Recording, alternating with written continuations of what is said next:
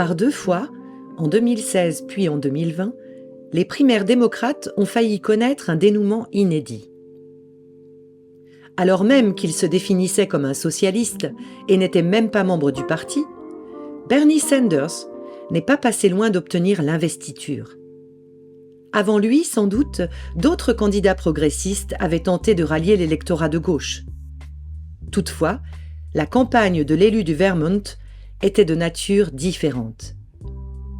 En tant que sénateur indépendant, son objectif n'était pas tant d'élargir la base électorale du Parti démocrate que d'obliger son appareil à changer d'orientation. Si le cas Bernie est à ce jour unique du côté des démocrates, il n'en va pas de même chez leurs rivaux républicains. Les tentatives de capture idéologique et institutionnelle de la formation conservatrice par une frange radicale y sont en effet récurrentes et souvent couronnées de succès. Telle est la thèse convaincante défendue par Joe Lowndes, qui est à la fois un fin analyste de la droite américaine et un intrépide ethnographe de ses courants les plus extrêmes. Au cours des 6 dernières décennies, explique le politiste, c'est peu dire que l'entrisme de la droite a porté ses fruits. Car même lorsque son premier assaut a été repoussé, à terme, elle a toujours fini par remodeler le parti républicain à son image. From the New Deal to the New Right, le premier livre de Joe Lowndes, invitait déjà à réinterpréter de la sorte la victoire de Richard Nixon aux élections présidentielles de 1968 et de 1972. Plutôt qu'à l'absorption des démocrates du Sud dans un parti républicain inchangé, l'ouvrage montrait que la stratégie sudiste de Nixon correspondait à la conquête de son parti par les nostalgiques de la ségrégation. En dépit de la lourde défaite subie par Barry Goldwater à l'élection présidentielle de 1964, le processus de radicalisation républicaine entamé lors de sa campagne aurait donc été le prélude d'une transformation durable de la droite américaine. Le Parti républicain n'a jamais cessé de laisser la porte entrouverte aux nativistes et aux idéologues racialistes. Toutefois, jusqu'à la fin de la guerre froide, tant l'empreinte du mouvement des droits civiques que les contraintes rhétoriques imposées par la défense du monde libre ont contribué à modérer, sinon les actes, du moins les propos de ses dirigeants. Ainsi, même sous la présidence de Ronald Reagan, les mesures sociales les plus régressives demeuraient présentées comme aveugles à la couleur de peau et au genre des personnes qu'elles privaient de droits et de protection. En revanche, de telles précautions ont été jugées moins nécessaires après la chute de l'Empire soviétique, tout au moins chez les plus rétifs au tropisme néoconservateur de la direction du parti. Dans son travail récent, depuis Producers, Parasites, Patriots, livre coécrit avec Daniel Martinez HoSang, jusqu'aux Adventures in Post-Démocratie, qu'il est en train d'achever, Joe Lowndes étudie les progrès de l'interpénétration du conservatisme bontain et de l'extrême droite depuis le début des années 1990. L'histoire qu'il retrace débute avec l'échec de la candidature de Pat Buchanan à l'investiture républicaine en 1992 et se prolonge jusqu'au retour de Donald Trump à la Maison-Blanche. Au cours de notre entretien, il est d'abord revenu sur les jalons successivement posés par les paléoconservateurs lors de la première guerre du Golfe et par le Tea Party sous la présidence de Barack Obama, avant de nous éclairer sur l'évolution des relations entre les groupes néofascistes, la base MAGA et les administrations Trump. L'un des enseignements les plus remarquables que Joe Lowndes tire de son exploration des zones les plus glauques de la politique états-unienne porte sur le contraste entre ce que les médias traditionnels présentent comme les épisodes les plus calamiteux du premier mandat de Donald Trump et l'impact de ces mêmes événements sur la base électorale du 45e et désormais 47e président des États-Unis. Loin d'avoir entamé le crédit de leur champion, souligne en effet Joe Lowndes, l'issue tragique du rassemblement des groupuscules néofascistes de Charlottesville, la gestion gouvernementale de la pandémie de Covid, les manifestations gigantesques qui ont suivi le meurtre de George Floyd et l'assaut du Capitole le 6 janvier 2021 ont au contraire contribué à radicaliser ses partisans, mais aussi à les rendre plus confiants dans l'avenir de leur mouvement. Une autre dimension du travail que Joe Lowndes poursuit avec Daniel Martinez HoSang concerne l'émergence d'une extrême droite multiraciale aux États-Unis. Attestée par l'importante croissance du vote minoritaire pour Donald Trump entre 2016 et 2024, ce phénomène s'illustre également par la présence d'un nombre conséquent de militants de couleur au sein des groupuscules les plus extrémistes. Une pareille tendance ne signifie aucunement que le racisme et la xénophobie ont perdu de l'importance dans le Trumpisme 2.0, bien au contraire. La nouveauté réside plutôt dans le fait que le culte MAGA accueille désormais volontiers toute personne disposée à célébrer la blanchité, le nativisme et la masculinité, indépendamment de sa propre couleur de peau, de ses origines ou de son genre. Enfin, nous avons interrogé Joe Lowndes sur ce que ces pérégrinations dans les rassemblements de la nouvelle droite lui ont appris, non seulement sur le bloc MAGA, mais aussi sur les points aveugles et les dénis de ses adversaires. Ainsi a-t-il évoqué des libéraux déterminés à occulter leurs responsabilités dans la victoire républicaine et dont l'antifascisme consiste à vouloir revenir au statu quo ante, mais aussi une gauche plus encline à refaire inlassablement le procès du libéralisme qu'à se confronter aux enjeux posés par l'élection de 2024. Notre entretien a eu lieu à New York, le 24 février 2025. So, let's start with what has often been perceived as a prequel to the Trumpist moment, which is the emergence of the paleoconservative movement or sensibility in the late 80s and turn of the 90s. So the question I would like to ask is about that moment itself. Also, at some point, if you could insert in it its sort of renegade left element, based on the review Telos that started on the left and that moved to the far right and that informed this paleoconservative, just like Trotskyites elements informed the neoconservative. Second, the enmity between the paleoconservative and the neoconservative and how the paleoconservative constructed themselves against the neoconservative, and how this sentiment, this enduring sentiment of anti-neoconservative sentiment, or specifically paleoconservative sentiment, re-emerges with Trump 1.0 and then with Trump 2.0, with an element which maybe you could start with is, because you said at some point that the failure of the paleoconservatives when they emerged, their failure to win, has proved instrumental in their second coming through Trumpism.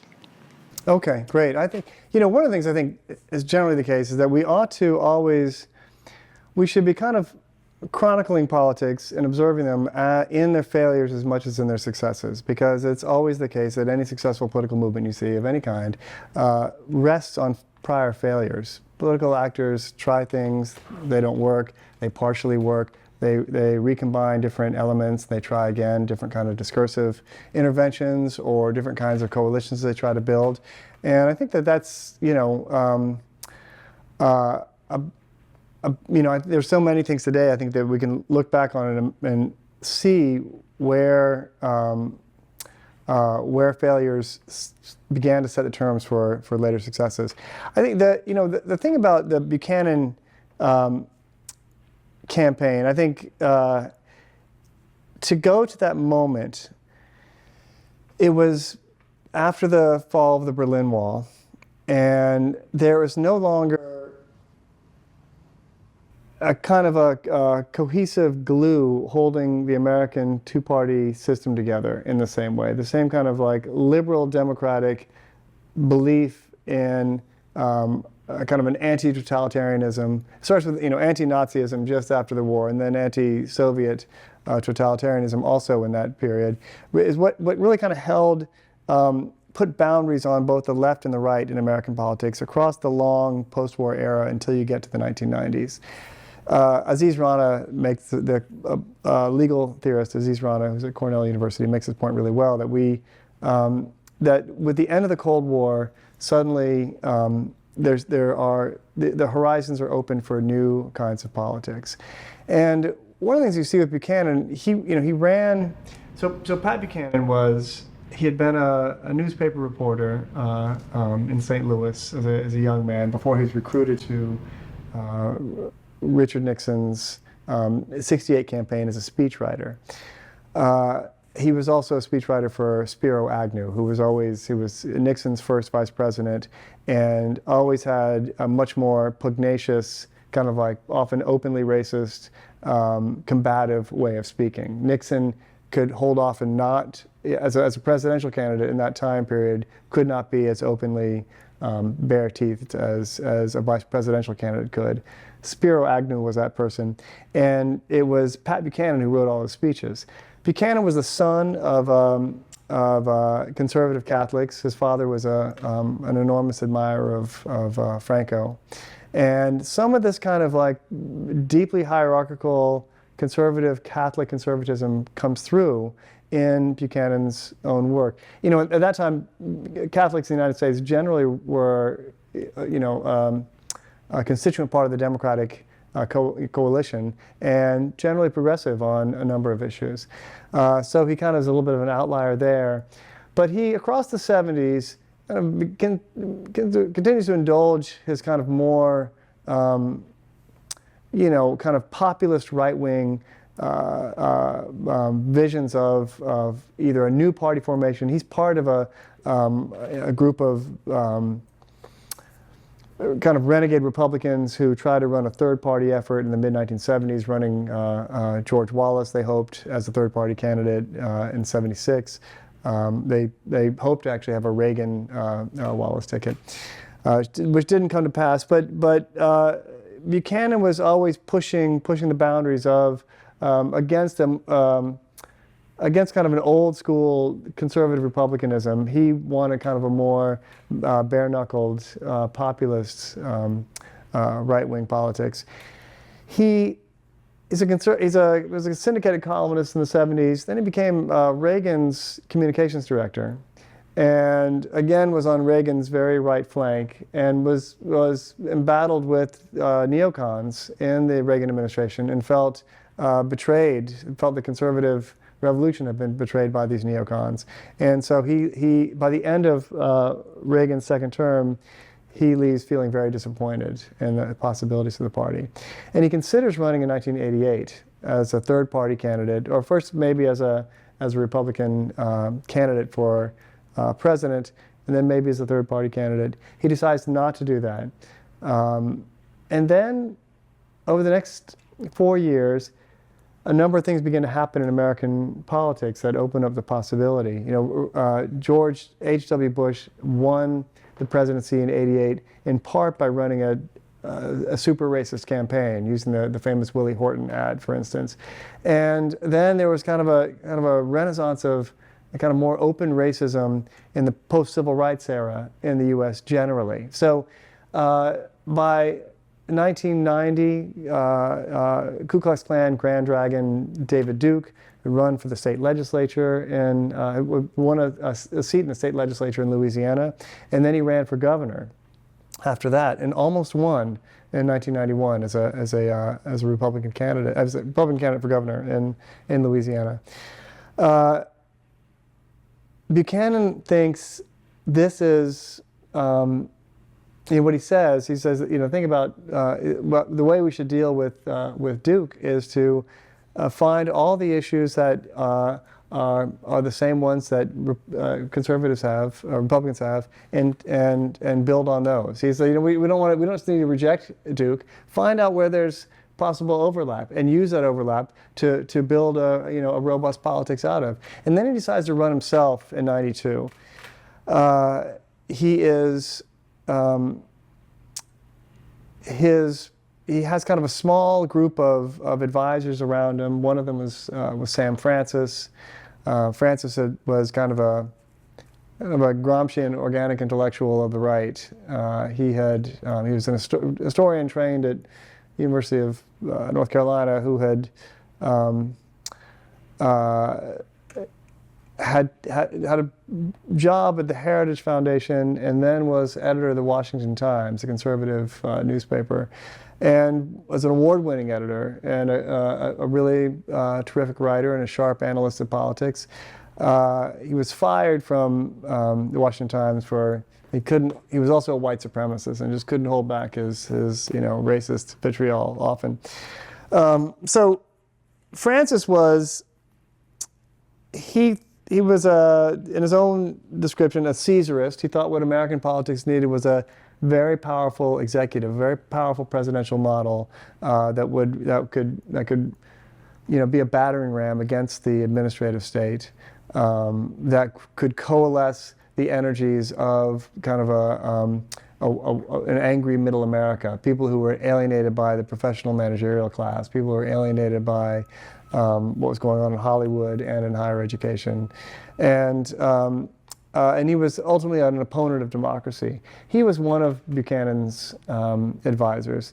The other one was a guy named Joe Sobran, who had been an editor at National Review magazine, who was fired for his similar to Francis. In his case, he was fired for his inability to hold back his anti-Semitism. So these were the people around Buchanan, kind of his kind of brain trust as he ran in '92. And what they hoped to do was build out kind of this alienated white populist coalition that they had dreamed of also, or that Buchanan had in the mid-'70s, dreamed of that as being, there's another story here, which is this is the political tradition that begins with the silent majority that Nixon hopes to build in '68 and '72. Which is a great political story in and of itself. But so Buchanan runs partly in this moment where he sees there's an availability to start talking about things on the right that were not possible during the Cold War era, and he begins to kind of push, celebrating, neo-Nazi leaders in South Africa, for instance, or kind of making kind of openly anti-Semitic, comments about one person or another. He has people around him who are connected to white supremacist organizations.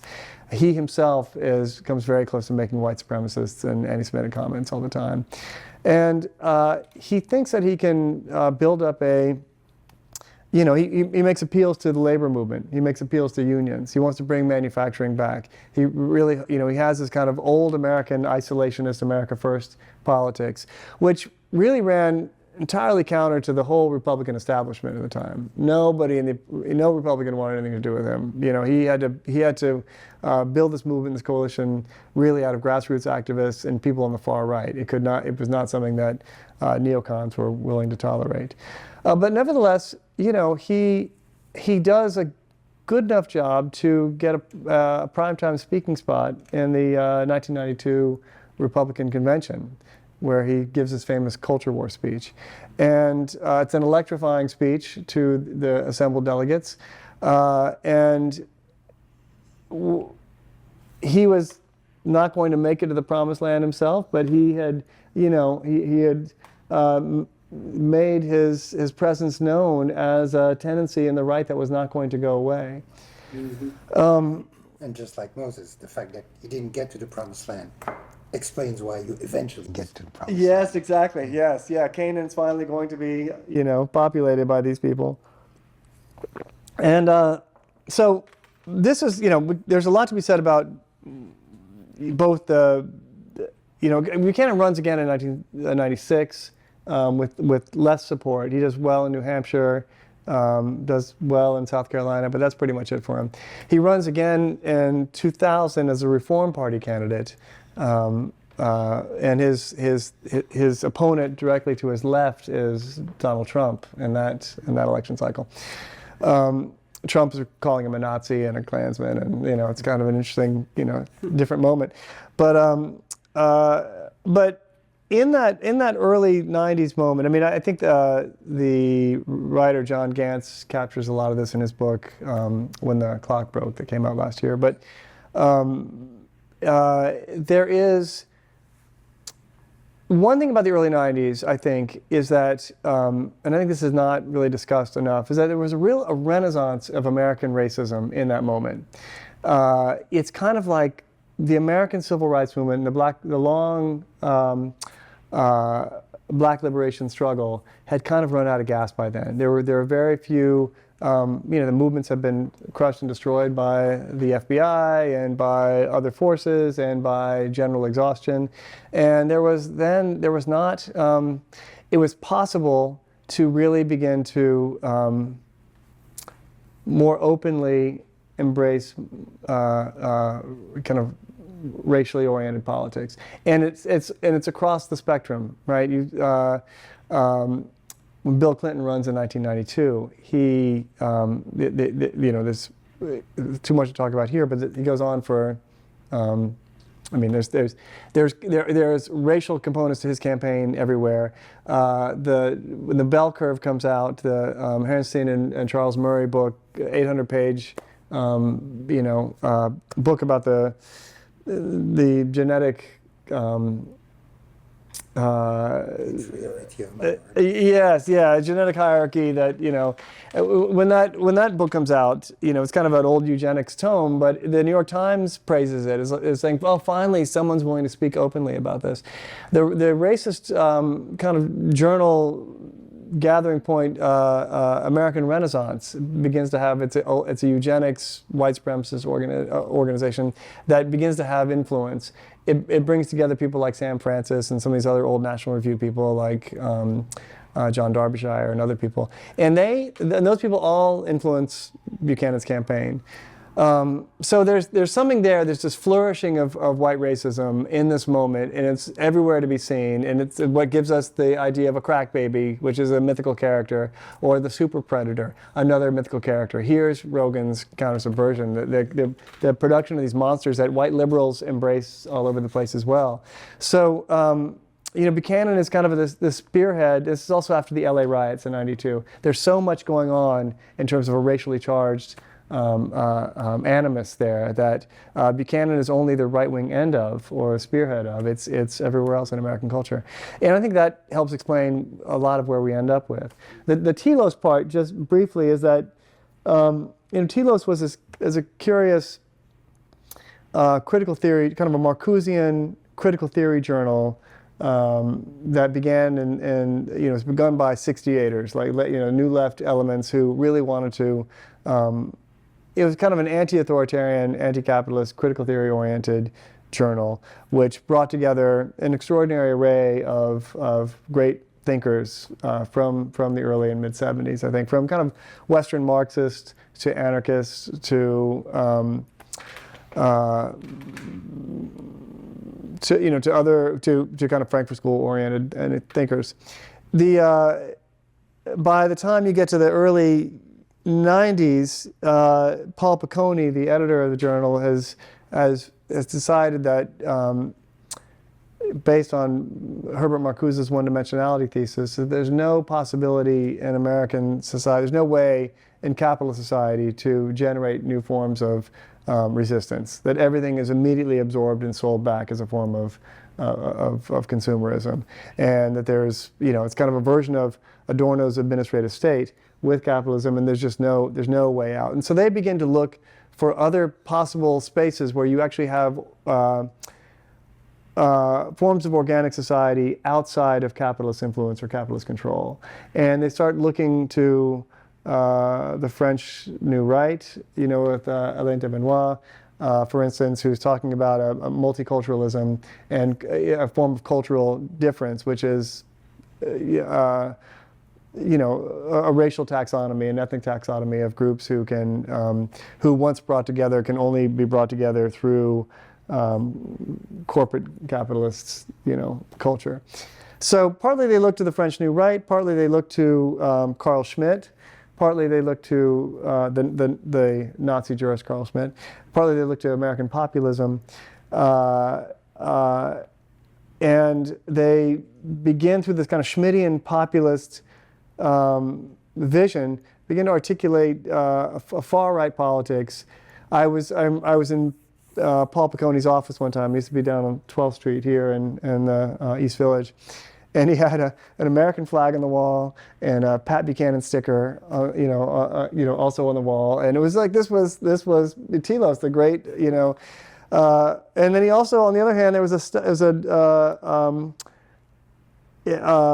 a manuscript on his desk that I asked him what it was that they were working on. He said it was an unpublished or untranslated manuscript by Gustav Landauer, the great German anarchist that they were in the process of turning into a series of articles for Telos.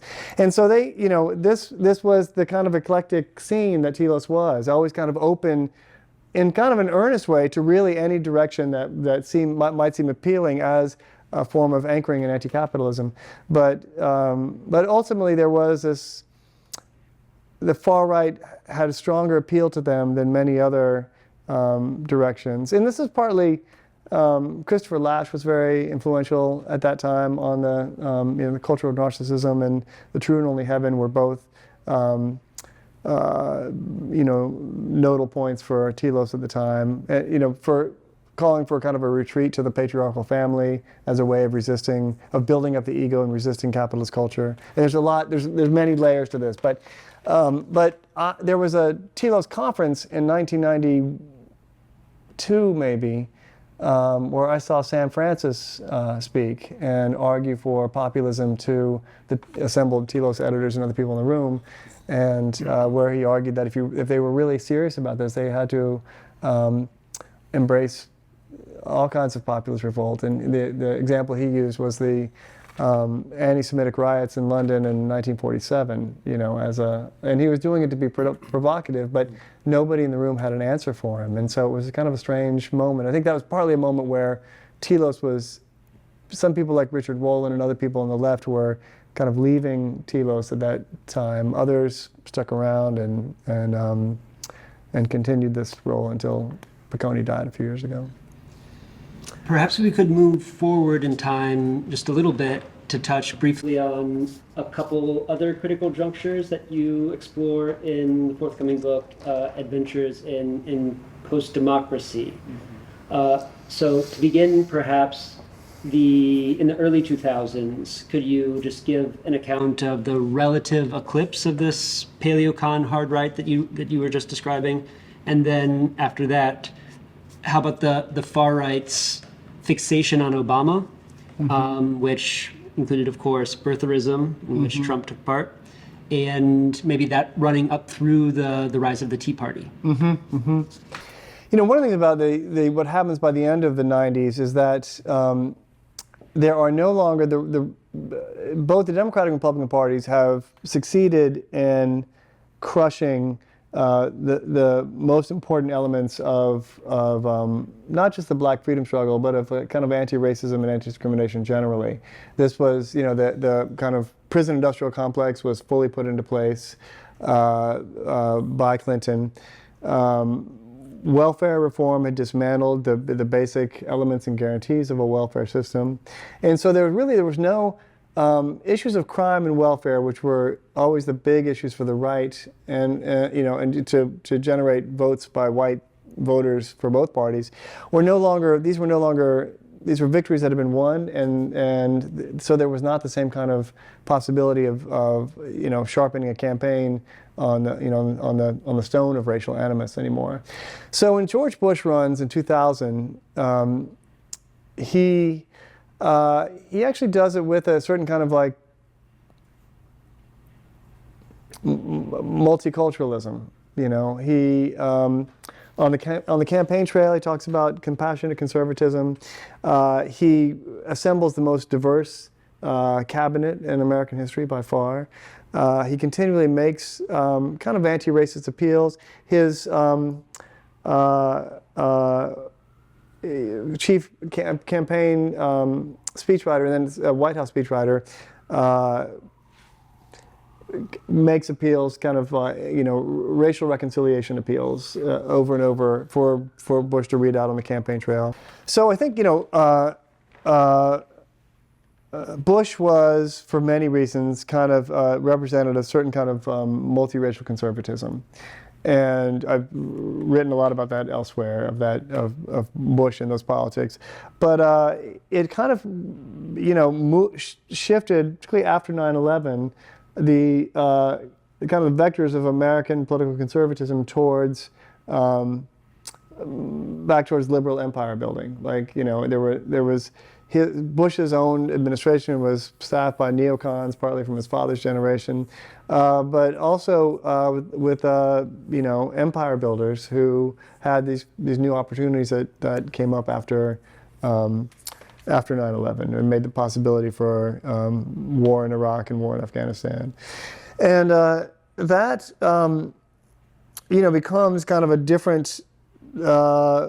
In some ways, looking back, it's almost a little bit of an outlier moment in American conservative politics, in terms of what the right is able to do afterwards and against Bush in that time period. But I think if you read Bush's his memoir Decision Points, he says that the lowest point in his presidency was after Hurricane Katrina, when Kanye said George Bush doesn't care about black people. He said for him that was his worst moment, which is an extraordinary thing to, whether he means it or not, it's an extraordinary thing to put in his memoir in a way. So I think that's that there's probably a lot more to be said about that turn in American conservatism, both in terms of what stops there, but also in terms of what we see pop up again, 15 years later. Mm-hmm. And with the Tea Party, briefly. Yeah, so Buchananism comes roaring back in with the Tea Party movement. It was around, once Obama is elected, the kind of the relationship of Obama's election and the Great Recession creates the possibility for a new kind of populist right-wing politics that had not existed. There was not the possibility of prior to that. For right-wing populism in the United States always was organized against the idea of elites above, liberal elites above, overly educated, corporate-oriented, foundation-based elites, and the dependent poor below, represented by black and brown people. Obama is both of those things, right? He represents both poles. He's like a Martha's Vineyard elite, and he's also a black son of an African Muslim migrant. So he's kind of the perfect confection for American right-wing populism. And the attempt to pass the Affordable Care Act is the place where that energy is solidly placed. And first there's the emergence of the Tea Party in this complicated moment after when the economic crash happens, where you have Bush and Obama working together before Obama was president to create and implement the Toxic Asset Relief Program, which is something that pisses off people on the right and the left, and helps create the basis for a right-wing populist revolt against what the banks are doing, as well as what liberal elites are doing, and as well as what a Bush who is no longer popular is doing. And so there's a lot going on in that moment, which is, I think, there's a lot to be plumbed in terms of the complicated and explosive race and class politics that were made possible by Obama's election and the recession.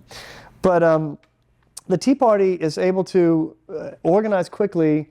At the time, people on the left and progressives wanted to say, or liberals and progressives wanted to say, that it was a AstroTurf party, that this was all funded by the Koch brothers, and this entire thing was created and funded by them for protest after protest, and that wasn't really true. It was true that their organization, Americans for Prosperity, pumped a lot of money into Tea Party candidacies in 2012, and it was also true that they ran workshops for local organizers all over the country, like, so they would have them read The Economist Skousen or whatever else, and these kind of weekend things would bring together housewives and contractors and small entrepreneurs and business, and so there was kind of like a movement from below that the Koch brothers met with money from above and helped build out a social movement that also had a sharp political orientation.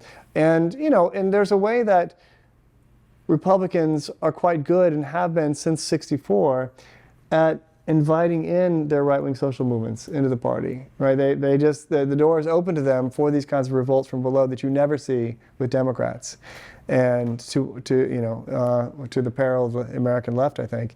And so then, once the Tea Party candidates began winning elections in that time period, a lot of it had to do with demonizing Obama as a socialist. They didn't, just to call him a socialist was to put together race and class in a way that it was like the word socialist became a racial epithet, right? It was like that socialism meant blackness and blackness meant socialism. And that was what was key about that, which matters now, is what the Tea Party really perfected. It's been a key term for the right since 1964. But what they really perfected was the idea and a strategy for going after public goods directly by doing it in a racial way, by saying that you're going after kind of like racially inflected public programs and entitlements. You're able to hollow out things for everybody else as well. And race then is a way to get in the door to attack redistributive policies generally, or to attack forms of taxation. And so you have Obama there representing socialism to them, and as we know, Obama was... And elitism at the same time. And elitism at the same time, which was kind of the idea of like what people thought of socialism anyway, that this was something that was not populist or popular, or something that's being imposed from above by a cabal of... And these kinds of monsters are a post-Cold War thing that can be said and articulated and imagined in a way that was not really quite, during the long duration of the American New Deal state and the social democratic guarantees that inhered in that, that kind of language wasn't possible. It really was only after, Reagan softens it up here, just as Thatcher does in England, but it's really not until this kind of like 1990s, after the 1990s, it really this becomes possible. And it's not really till Obama's election when you really have because there's something about presidents here which matters. Presidents are an incredibly emotionally and affectively charged figure in American politics. They combine the ceremonial aspects of a king with the kind of political aspects of a prime minister in a way that creates the possibilities of cultural and social identification of both adoration for some and hatred for others. And so presidents play this very charged role, and we see it over and over again. And for Obama, once you have a black man in that position, it really just opens the floodgates for all kinds of things, which made the Tea Party really, I've got some crazy stories about that, but anecdotes, but which I can tell or not tell, but Tell one. okay. So I'll give you one. There was a brilliant political theorist, an anarchist activist and political theorist named Joel Olson, who died a number of years ago, and he and I who had been organizers and activists together in Minneapolis many years ago, and he was a professor at Northern Arizona University in the 2000s. And he asked me to come down and give a talk on race and the Tea Party at Northern Arizona.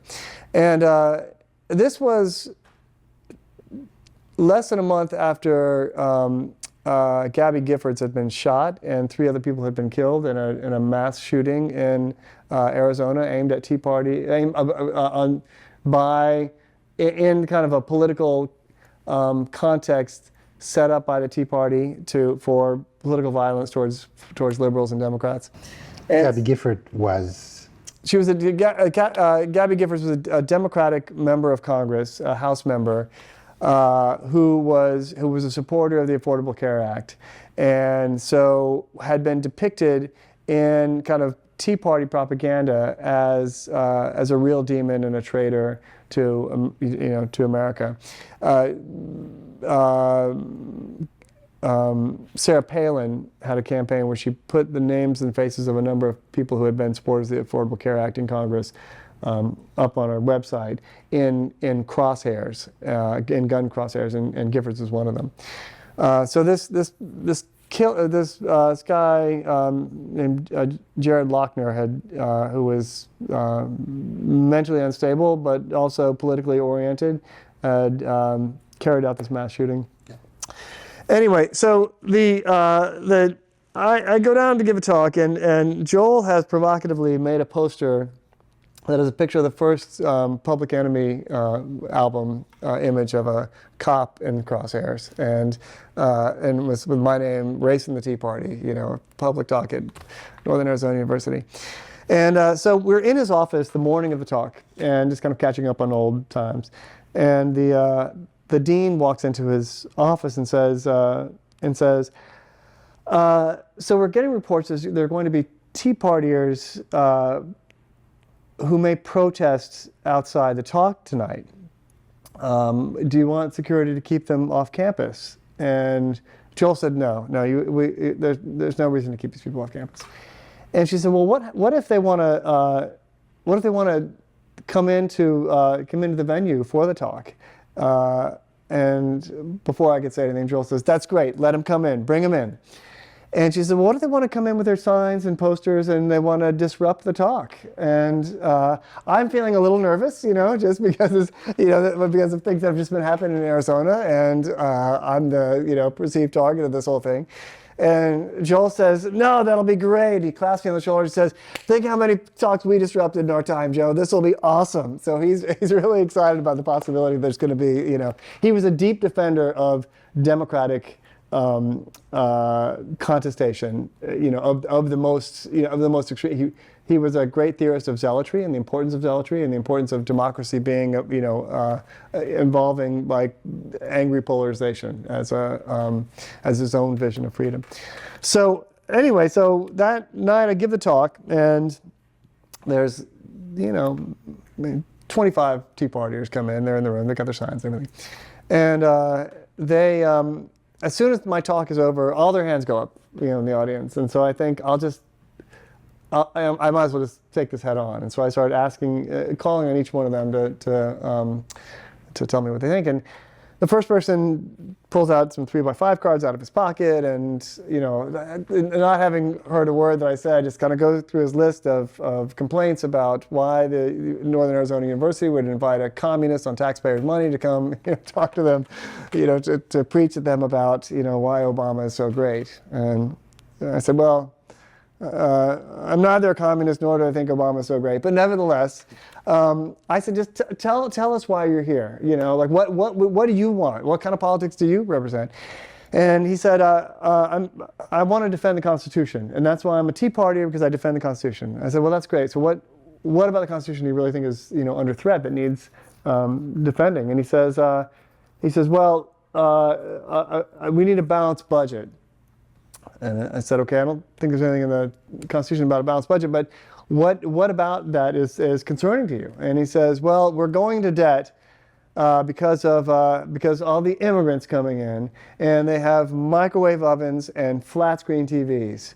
Microwave ovens and flat screen TVs. These immigrants all have them, and here they are in our country with these appliances and electronic devices, I guess.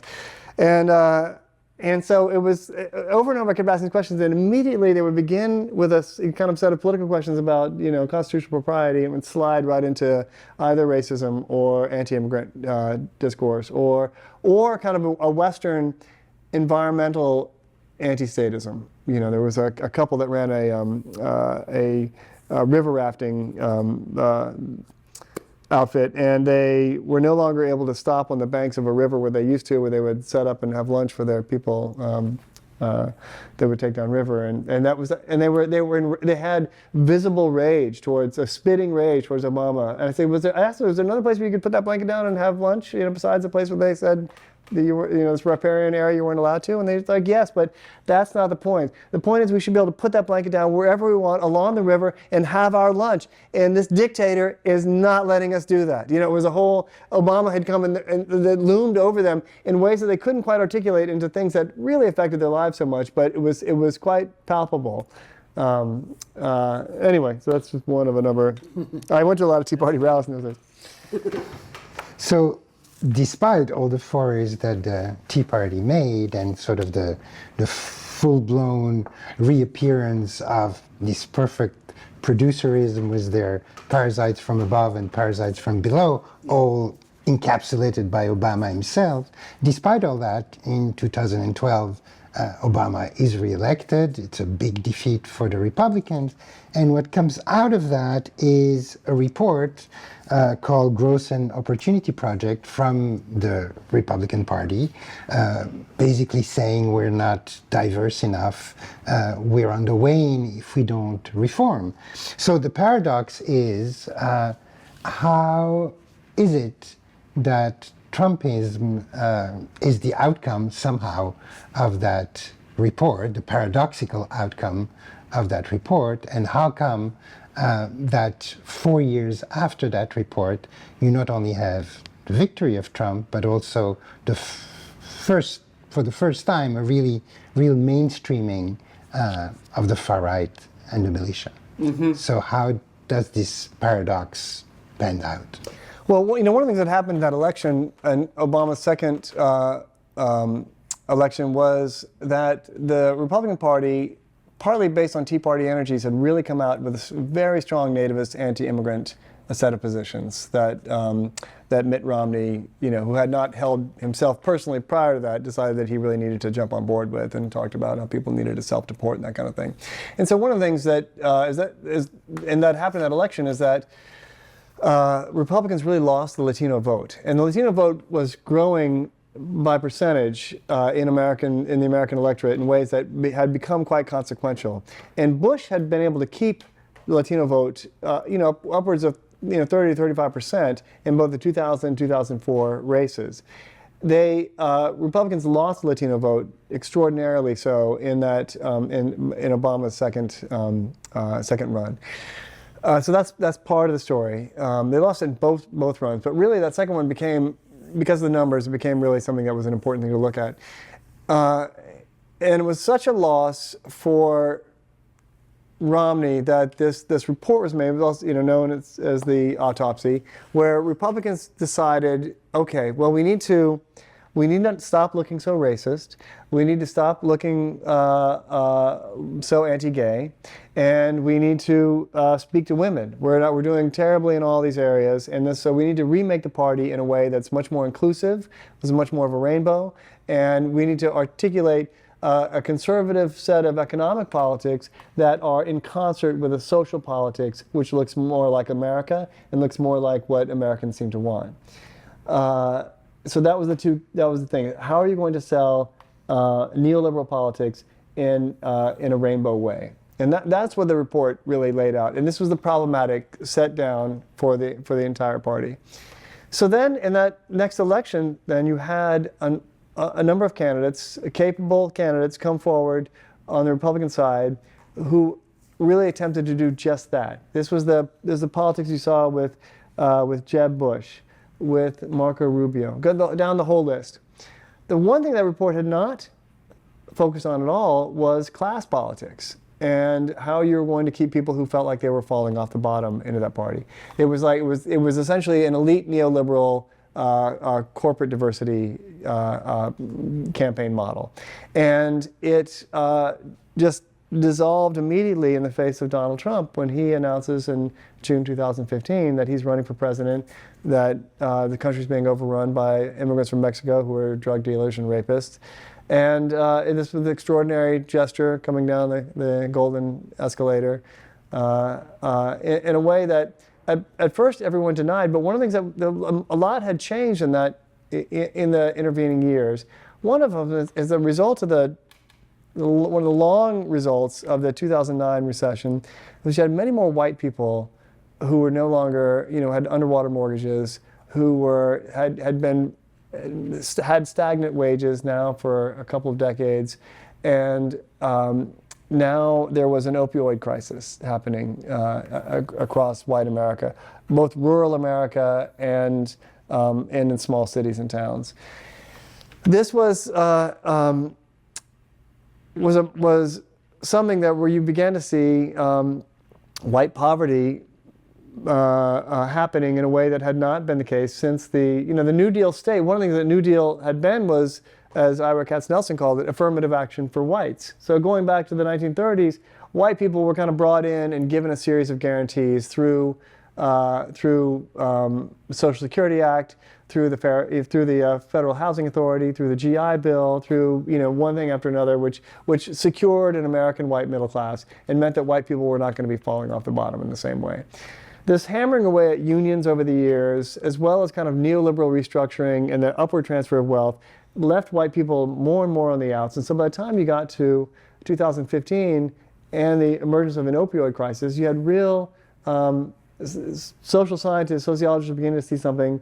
Not just there was great opioid addiction and also greater alcoholism and greater suicide rates and a lower life expectancy among white people, white men in particular.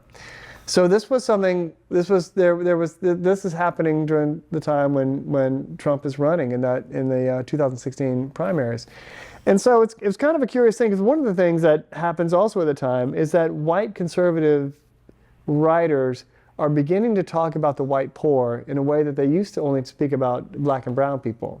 Charles Murray, chief sociologist of the American Academy, An author of The Bell Curve. Co-author of The Bell Curve, writes a book called Coming Apart in 2010, where the argument is white people are socially and culturally disorganized. They've lost the work ethic. They're not getting into marital arrangements. They're essentially acting like how he's chronicled and described black people, right? So white people are now acting like black people, and that's why they're losing. He said not only that, it's not just a cultural thing, it's a genetic thing. Whites with low IQs are reproducing with other whites with low IQs and producing kind of a speciation of white poor people who are genetically inferior. So, and he really says in that book, he's like, look, everybody calls me a racist, but I'm not a racist. Now I'm talking about white people in this way.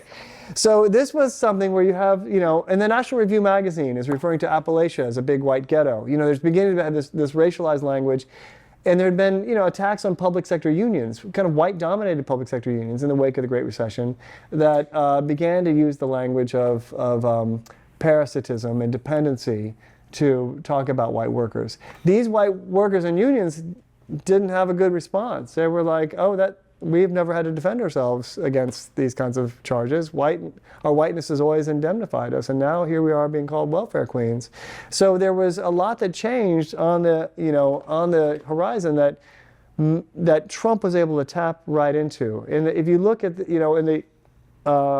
across the primary season, but particularly if you take Super Tuesday, the biggest day of American primaries in the cycle, Trump did best in counties where white people were doing the least well. He brought all these new voters into the system, white people who felt like they knew that Jeb Bush wasn't their friend. They knew that Marco Rubio wasn't their friend. They knew that Ted Cruz wasn't their friend. They knew that none of these neoliberal Republican candidates were on their side about anything. And now they didn't even seem to be particularly jazzed about helping out white people.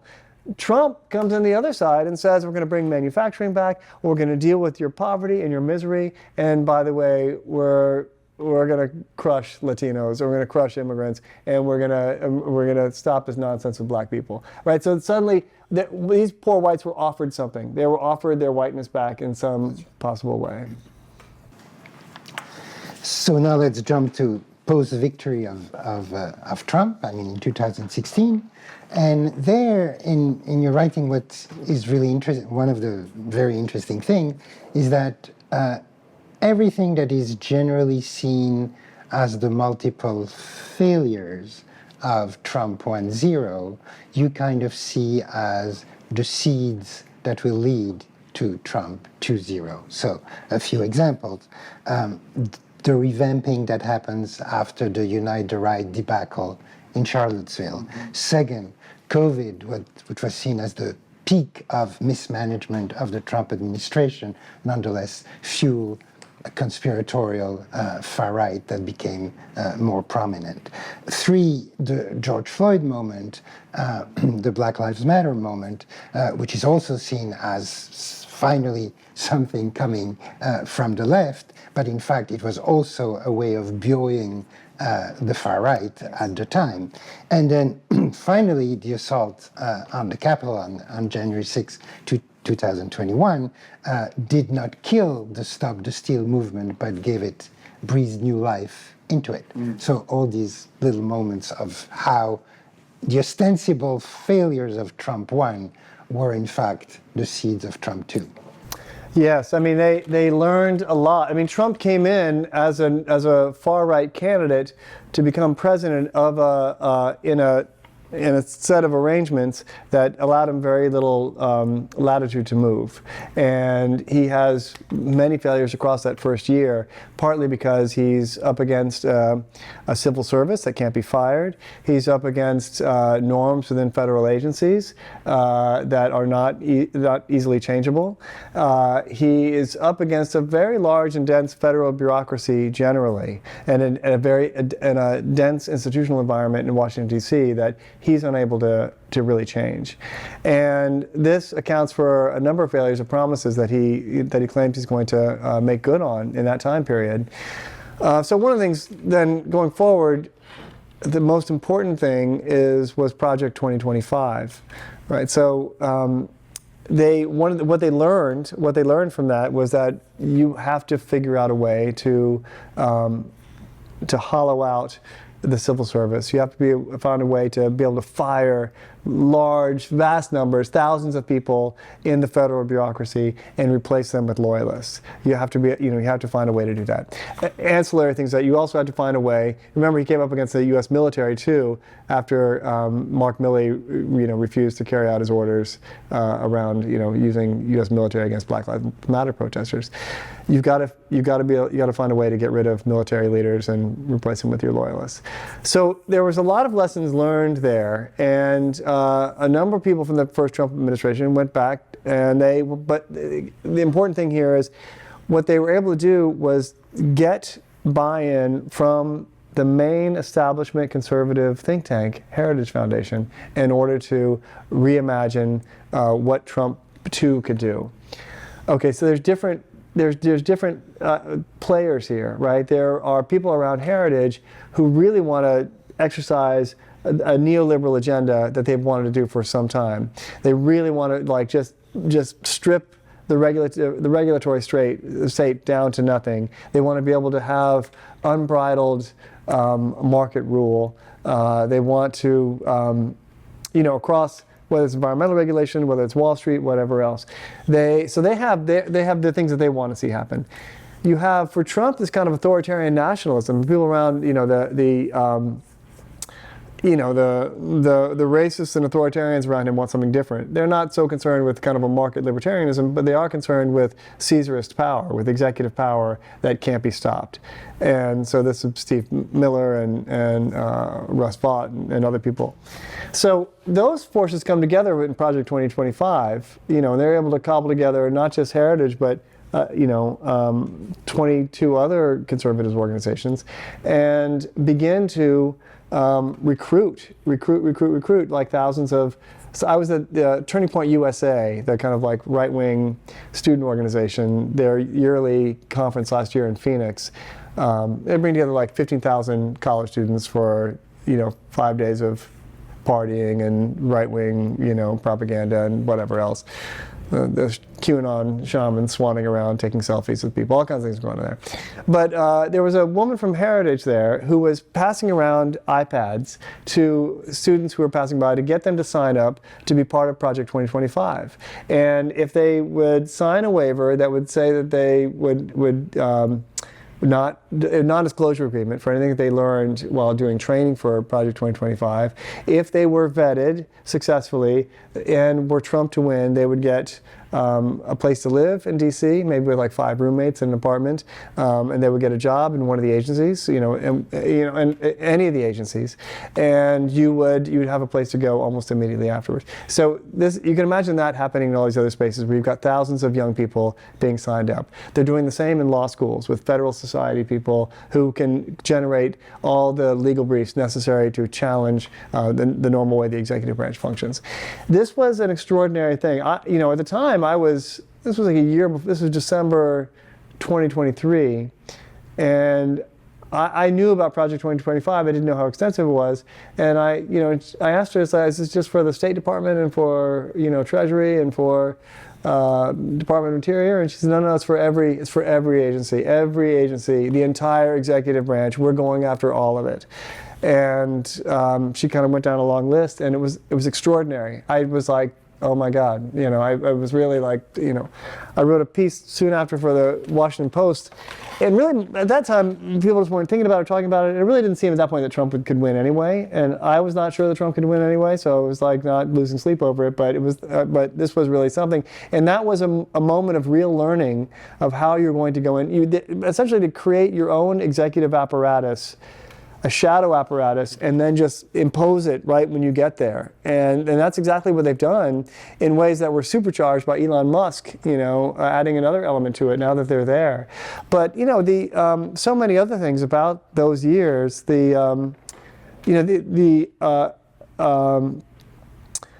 emergence of a counterinsurgency force in the streets, which does not look like Charlottesville, but does look like Kyle Rittenhouse, and which was forged in opposition to the George Floyd summer, and cities and towns. Kyle Rittenhouse is a guy who. Yes, Kyle Rittenhouse is the 17-year-old kid who shot 3 people and killed 2 of them on the streets of Kenosha, Wisconsin, during a Black Lives Matter protest, who later came out and said he was in support of Black Lives Matter.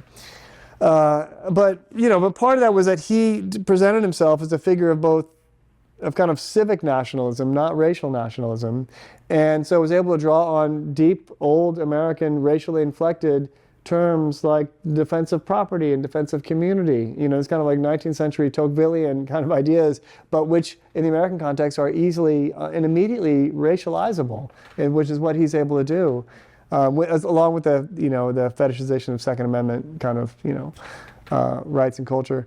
So, but Kyle Rittenhouse becomes like the poster boy for that by the end of that summer.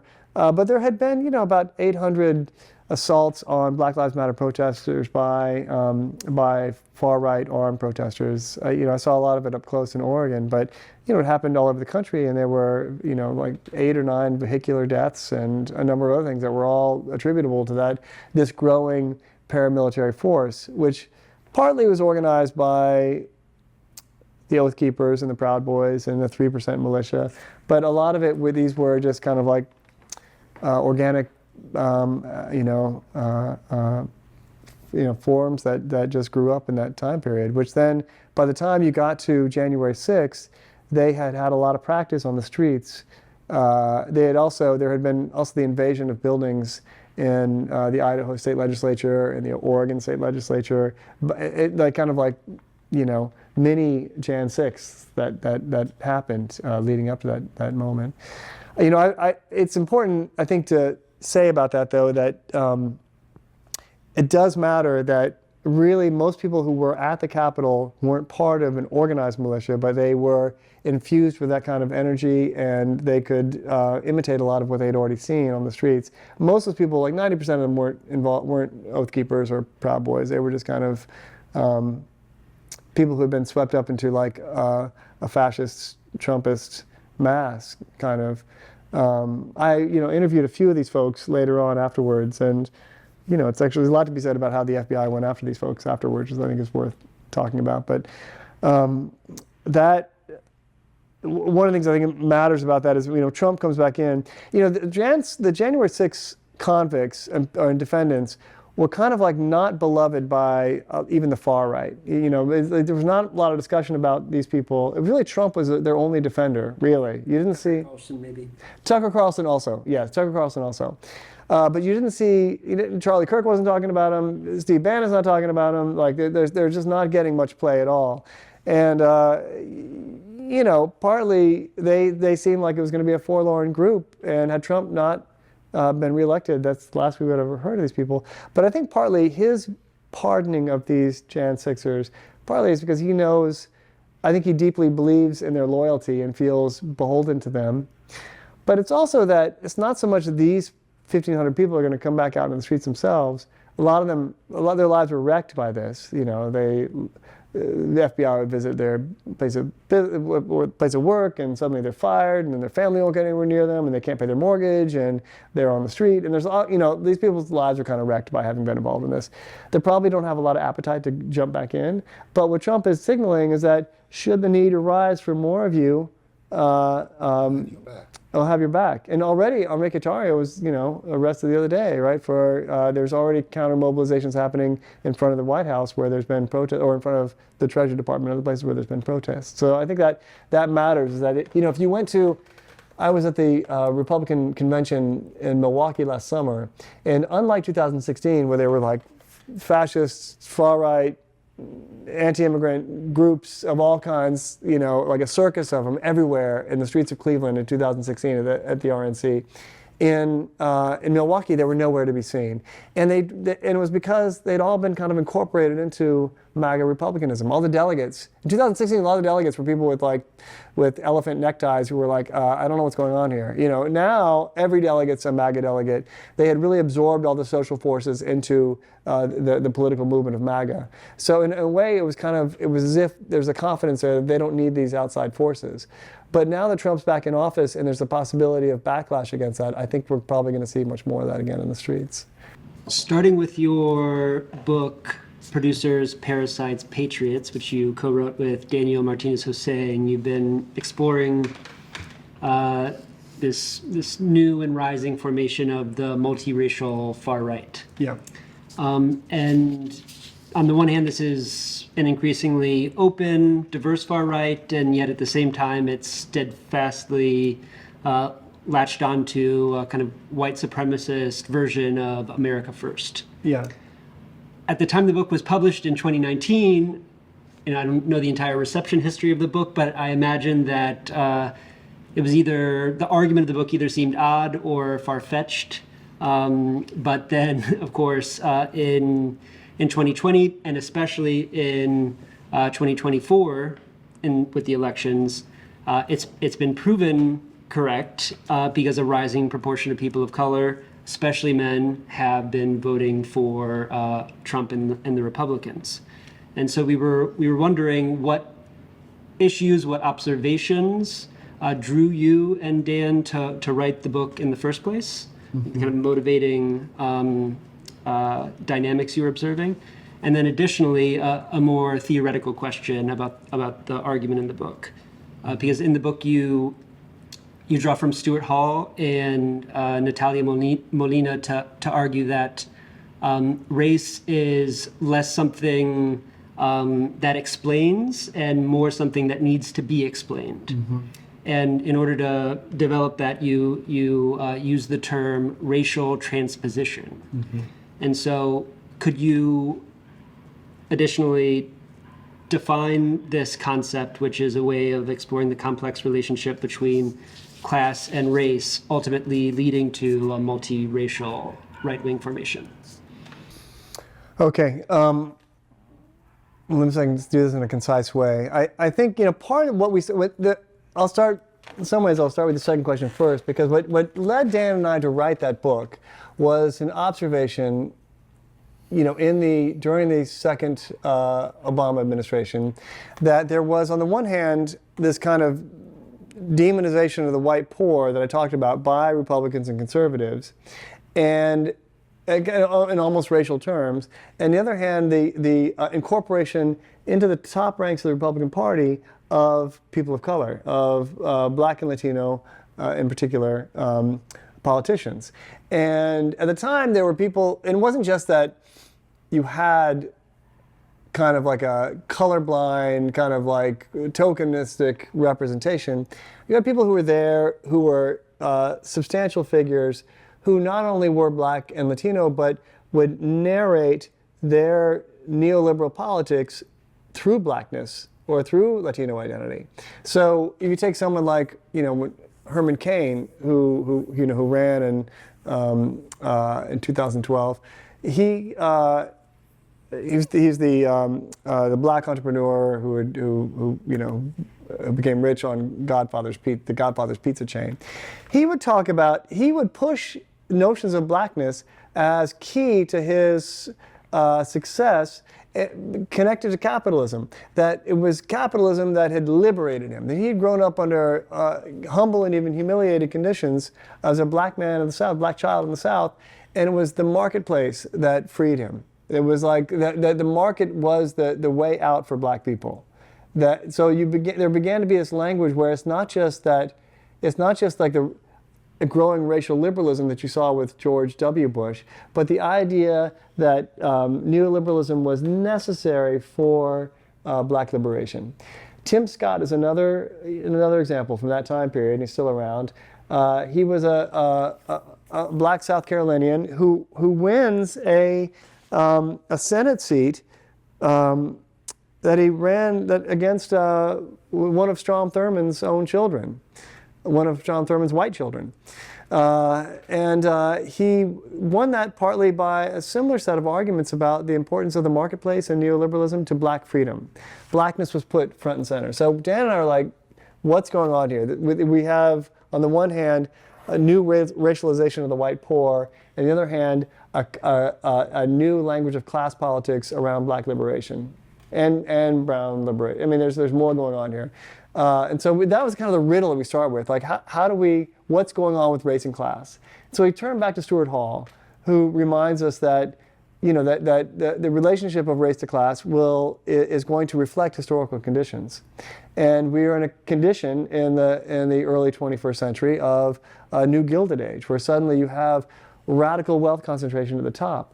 And under these conditions of real wealth disparities, which are kind of going across the board in American society, is that destabilizing the languages, particularly in a post-civil rights era in America. So we're kind of trying to put this stuff together by trying to track both the material shifts in American culture, the institutional kind of decay that's happening in concert with that, the decline of, the long decline of black civil rights, and along with the emergence of these things we're talking about.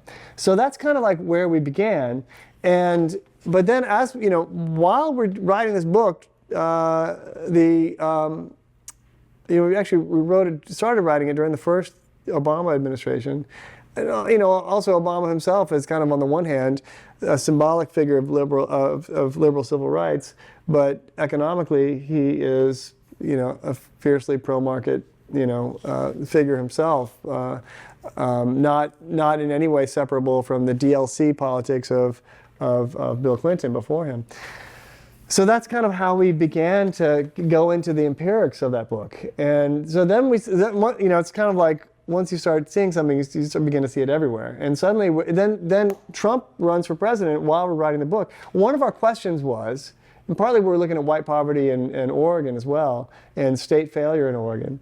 One of the questions we thought of was is it possible that white people, once finally abandoned by their party of protection, under conditions of intensified neoliberalism, is it possible they might begin to see their lot with people of color, like with people who are historic victims of this kind of abandonment? We thought, okay, is there a possibility for a new kind of politics here where state abandonment and capitalist rapaciousness and prison industrial complex, which is like sweeping, there's more, not only does the United States put more people in prison than any country in the world, we put more white people in prison than any country in the world. White people are also the victims of all this stuff in a way that, again, it's always they go after, using racial language, you get everybody. That's what the ruling class does in the U.S. So we thought, okay, is there some possibility here? And then Trump runs, and the answer is like, I guess not. You know, it's like they appeal to kind of a really robust and angry, revanchist appeal to whiteness. Brought people back in this way that made that an impossibility. But as we were doing that, it wasn't just that we saw this stuff happening in the Republican Party. We saw the emergence of all these far-right formations happening everywhere. And suddenly, there's all these people of color in these formations, and so it turns out that it's, the head of Patriot Prayer, which is the most violent Proud Boys associated street group in the country, is right up in Portland from where we were living. The head of Patriot Prayer is a guy named Joey Gibson, who's half Japanese, doesn't identify as white. His number two is a 300-pound Samoan street fighter named Tiny Tawasi, and none of their politics are around whiteness at all. But they're the most violent fascist street group there is in the country. So, we went up and interviewed Joey and tried to find out, sift through what's going on with his politics, and so we just kind of built out some from there, where we were seeing these shifts on the landscape. And since then, we actually have an edited volume, which is about to go to press now, on the multiracial right, which you know about, where we pull together anthropologists and historians and sociologists and political scientists to talk about where this is emerging in South Asian communities, Vietnamese communities, other Southeast Asian communities, and Native American communities, Black American communities, Black immigrant communities, various Latino communities, and we see it. And there's many different stories about why you see this emergence. Partly it's about evangelical Christianity and the Christian right. Partly it's about patriarchal politics. Partly it's about incel and misogyny politics more bluntly. Part of it's about kind of, again, this neoliberal wishes and dreams. Part of it is about older traditions of Black American conservatism. Partly, in the Vietnamese community, it's about anti-communism or Vietnamese nationalism.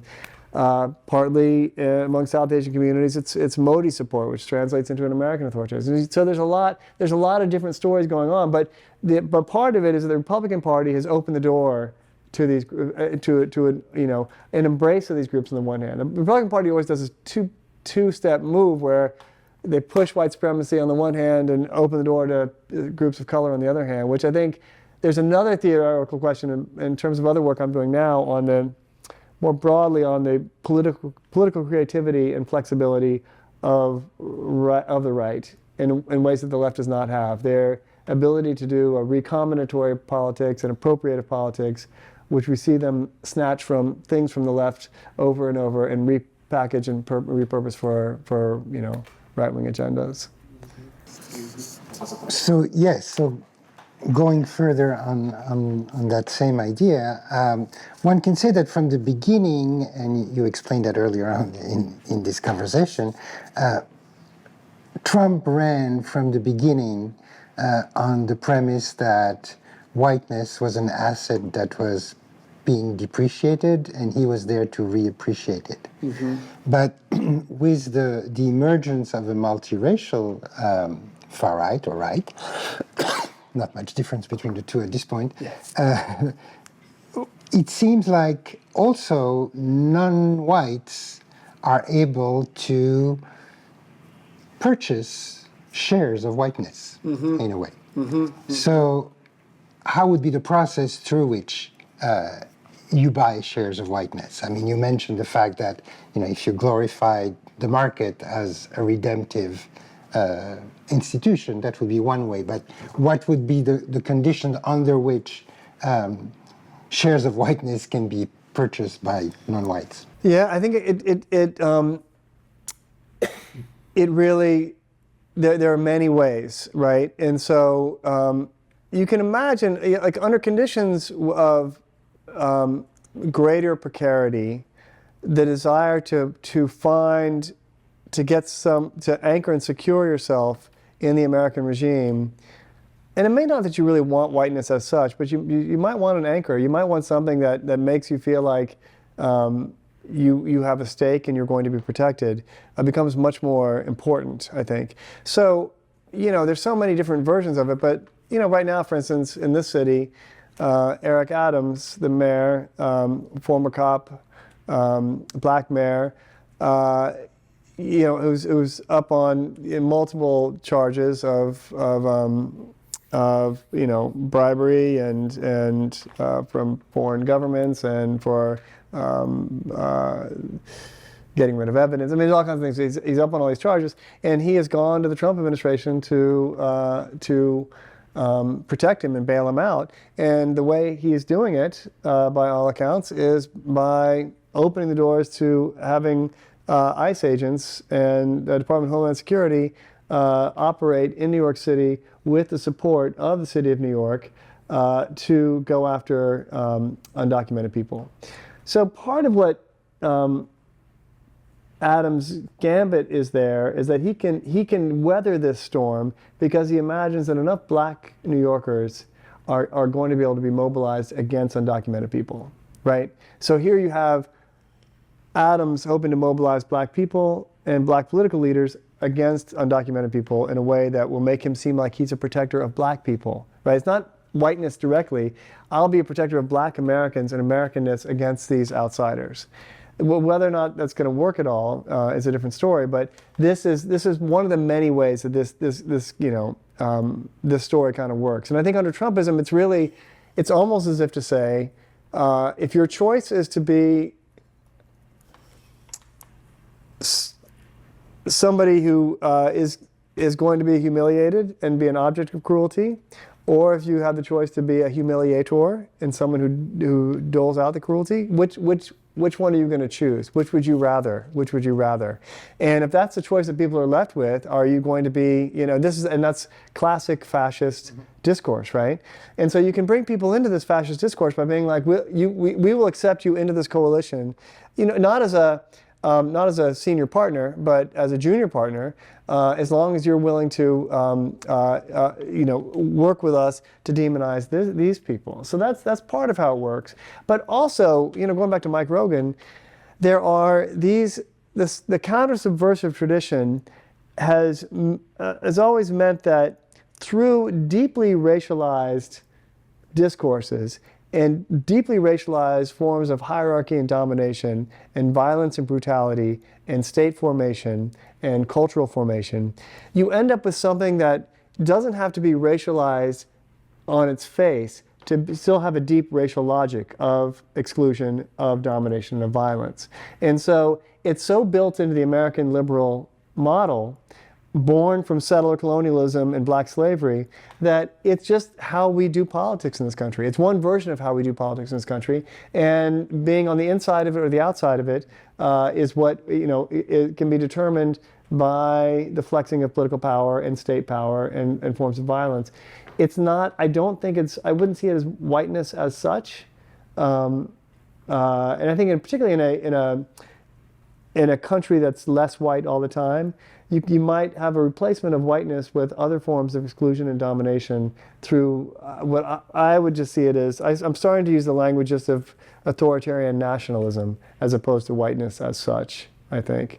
And because you can see like how that, Steve Bannon yesterday, this thing that you sent me, where Bannon is saying, American Jews are treasonous if they're not in support of Israel, and non-MAGA supporting American Jews are traitors, and and so you can weirdly speak to an Israeli audience using language rife with anti-Semitism to demonize American Jews in support of Israel. So all this stuff is being re-scrambled in ways that require a lot of sorting out, and there's no easy answers, partly because identities and identifications are in motion, right? They're in motion and they're under change. The whiteness itself as a form of inclusion for,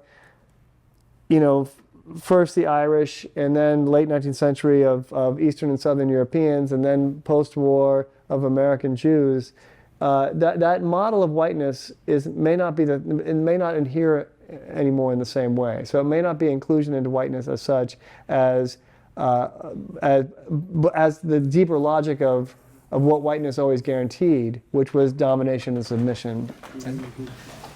So you seem to say that it's not only whiteness, it's not only race, but it's sort of a combination of race and nationality, or race and citizenship. I mean, way back, Steve Bannon was even talking about citizenship value instead of shareholder value as like the thing that needed to be appreciated.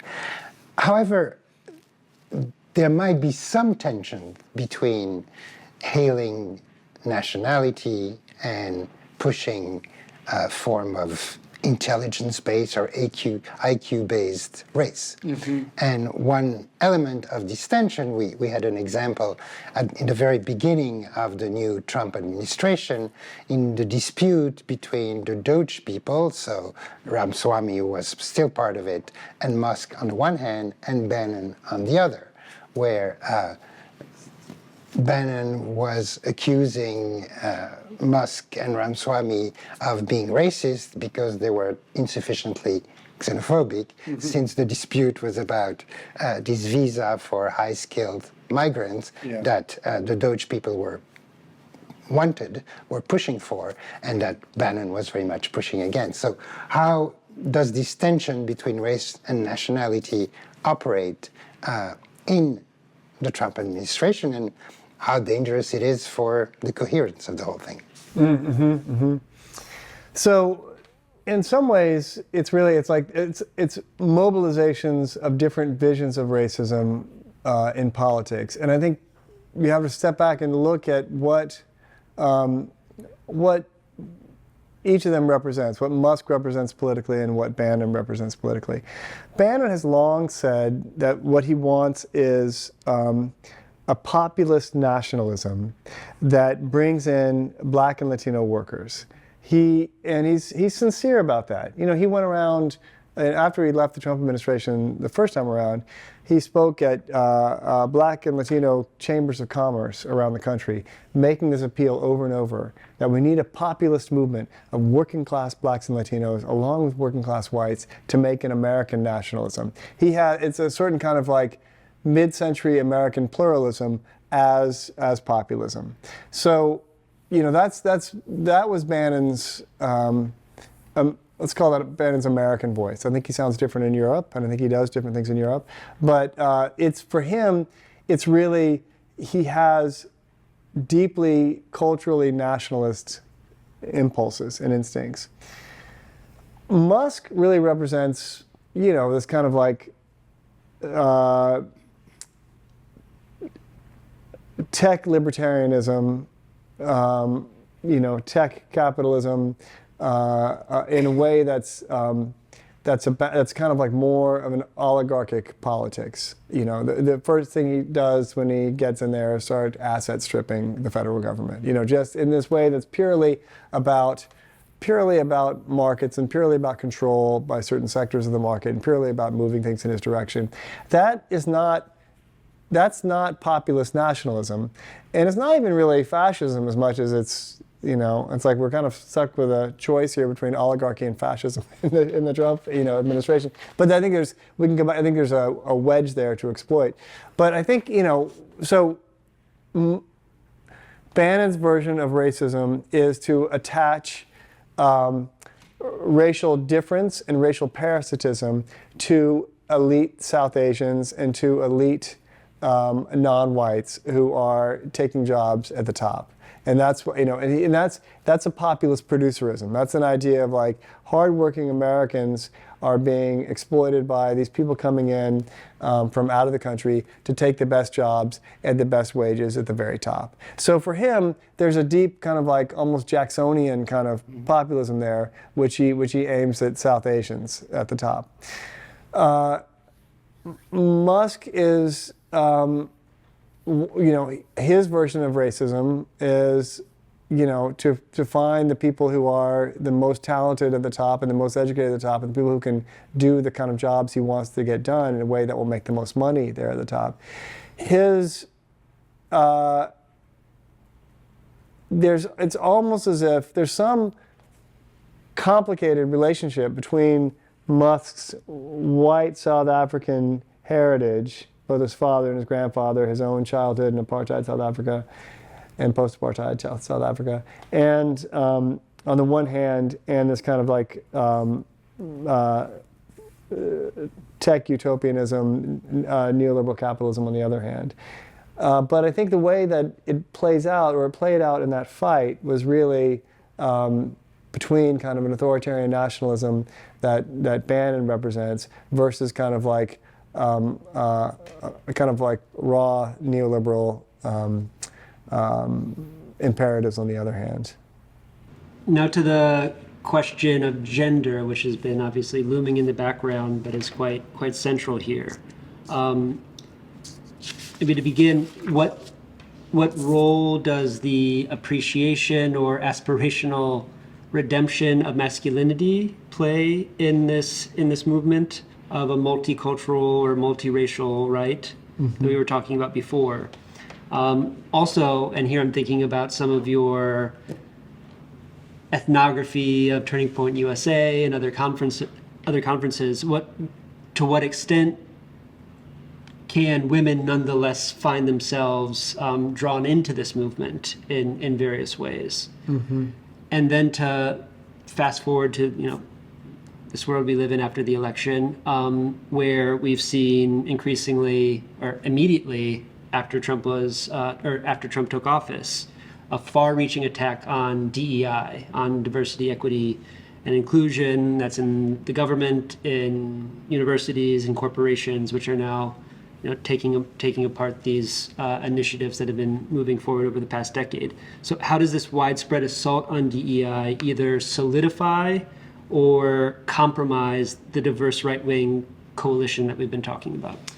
Okay, I may have to ask you to ask me that second question again after I answer the first one, and they're both really important ones.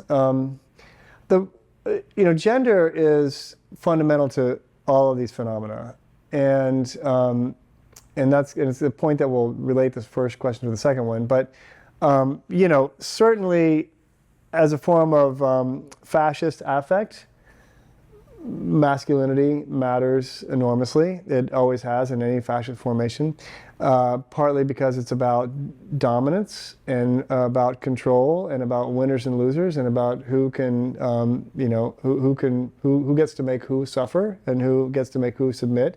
And these are read as masculine in American culture the same way they are in European culture and elsewhere. And so this stuff has been a way, this is the very basis of, say, the Proud Boys, right? The idea of street violence and of a fraternity and a sense of bonding and a sense of meaning and a sense of belonging between and among men has been through misogyny and through violence, right? So there's something cultural in the street value of masculinity in those kinds of formations. You see it culturally in and certainly in the, really across the first Trump administration, the real fascist comportment.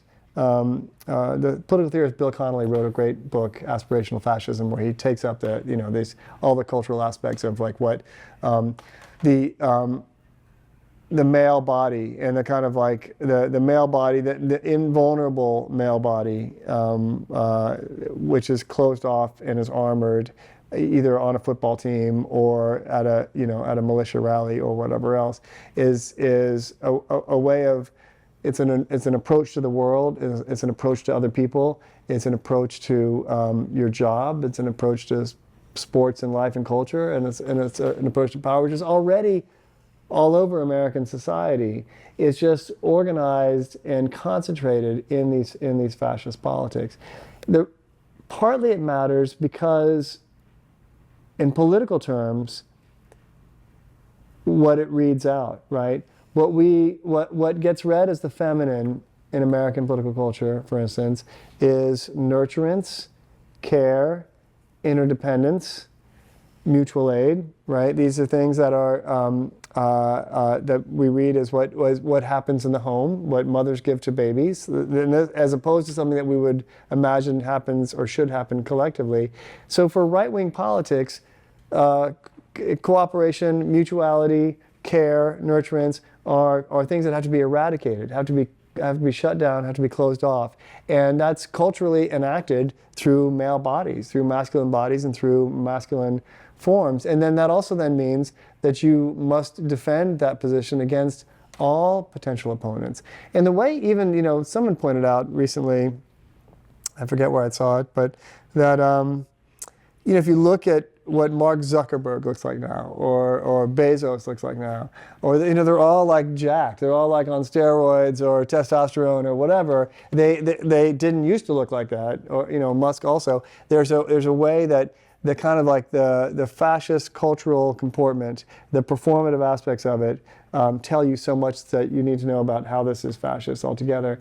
And it matters because it's meant to close off any kind of vision of the left that we would want to see. So in terms of the multiracial right, this was a way to draw in some black men, certainly around questions of, I think after the Dobbs decision last year, the question of what women's autonomy would be, and not just what women's autonomy, where women are and should be in the world, came to the fore as an organizing component of what would happen now in the states in the post-Dobbs era. Were states going to fight, for or against the right to abortion? And then the right to abortion then becomes sharpened again as a question of male authority and control of the household, and male authority and control of women's bodies, and the role of what women should be doing in the, where they should be. Should they be in the workplace? Should they be in the public sphere? Should they be in the home? Well, all the anti-abortion stuff moves towards women being in the home as controlled figures. Now, that's different a little bit than this kind of like ultra incel stuff, which is just anti-woman altogether. It's just pure misogyny. But traditional fascism has always had a strong natalist component of women as reproducers of the culture, women as in the home producing the moral subjects that, and meeting their needs for recognition that they can go out into the world as men and act. So that's different than, and that's the more, now you see J.D. Vance kind of, these other folks, push this. It's also tied closely to, I think some of this is borrowed from Orban and Hungarian politics and East European right-wing politics generally. But, there it is articulated and has now since come through Orban into American conservative politics around this idea of parental sovereignty and family sovereignty, around both then what's being learned in schools in terms of critical race theory, but also what's learned in schools in terms of LGBTQ identity or life or anything else, or as they like to demonize it, the possibility of people outside of the home who are determining the chemical mutilation of children, as they say it, right? So the idea of parental sovereignty is a deeply gendered thing. It was about male father authority over a woman who's raising children in the household against teachers, against public schools, against teachers' unions, against public goods generally, against the idea of a public generally, right? This is, part of this goes back to, there's a Thatcherite version of it, right? That says there's no such thing as society, there's only individuals and families. And the family aspect of this really matters in terms of how this gendered world is enacted as a fascist world, because again, for right-wing politics generally, as for so much of politics, I think, in mainstream politics, the family is the nation writ small, and the family structure of authority is the structure of the nation writ small. So that gender stuff really matters, and it provides. But for the multiracial right, it provides on-roads through anti-abortion politics, through evangelical politics, through patriarchal politics generally. And through kind of like the idea that and the Harris campaign triggered a lot of that stuff as well in its own way, right? Through the intersected relationship of race and gender, and where we saw that. And I don't think it's true that Harris lost because she's a black woman, but those aspects of it were animated throughout because they so easily fit the logic of it. And all the trans stuff, all the anti-trans stuff is really about gender threat, right? And about not having clear boundaries or clear, and that gets into the second question about DEI here. So the DEI stuff both moves backwards and forwards. The CRT stuff kind of fell away a little bit during during the early days of the Trump campaign, then came back, or as something that was happening. Critical race theory, yes. Now it's back fully, and it's back partly because the work that race has always done in American politics is used as a battering ram against every other public good, against any other redistributive impulse, against any other idea of collective freedom or social freedom. If you go in there with race and destroy the idea, say that it's what you're doing is you are protecting white people from black people, then you end up protecting capitalists from social provision, right? So the DEI stuff now can be used, it's like, he spreads it like peanut butter on anything, right? Like to be used against, as an anti-trans politics and an anti-black, anti-brown politics. But it works in a specific way right now in regard to the state because it builds on this long-standing discourse that the federal state, and this goes back to the civil rights movement, this goes back to the 30s, it goes back to the Dixiecrat revolt, that the federal government, it goes back to Reconstruction, really. The federal government represents blackness. The federal government represents non-whiteness. The federal government represents a form of dependence that white people don't benefit from. This was disrupted during the New Deal, but only disrupted during the New Deal insofar as black people can be kept out of federal guarantees, which they were all over the place, right? But by the time the Johnson's Great Society program comes around, after the Civil Rights Act and Great Society and the EEOC, black and brown people there's movements towards creating the possibilities of equity by using the federal state. And this is what is what brought together white Southerners and Northern conservatives to begin with, the idea that the federal state was making things more equal.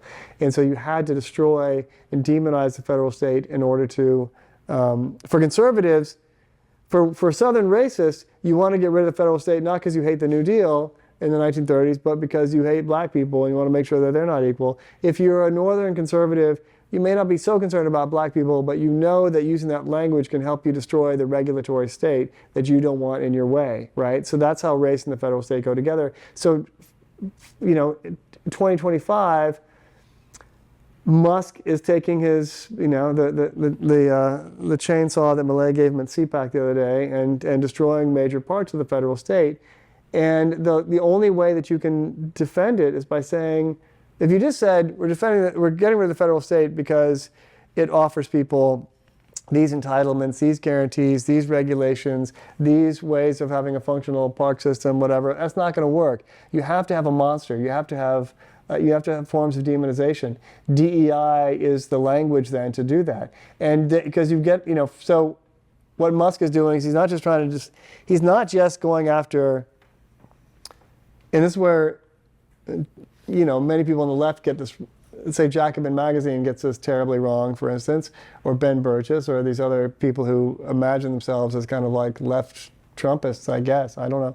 But the idea is that what was been going after was just corporate DEI, corporate PMC, professional managerial class diversity, equity, inclusion programs, and those were just for the capitalist class anyway, so fuck them.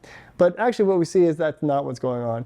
They are stripping back every form of anti-discrimination and guarantee of racial equality going back to the '64 Civil Rights Act and before.